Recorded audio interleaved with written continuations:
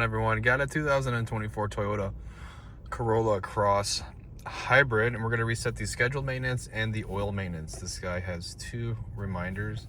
We're going to use steering wheel buttons right here, and we're looking at our cluster right here. And we need to scroll over until we get to the gear symbol, which is going to be right here. And then we need to go down until we get to vehicle settings. Okay, hopefully you can see that. And we're going to press and hold down the OK button. And it lets us in, and you can see right here we have scheduled maintenance. Then we go down one more, there's oil maintenance.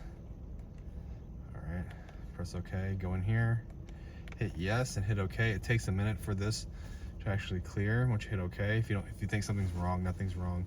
It's actually clearing right now. Okay, then we go back, and then we're going to go down to oil maintenance.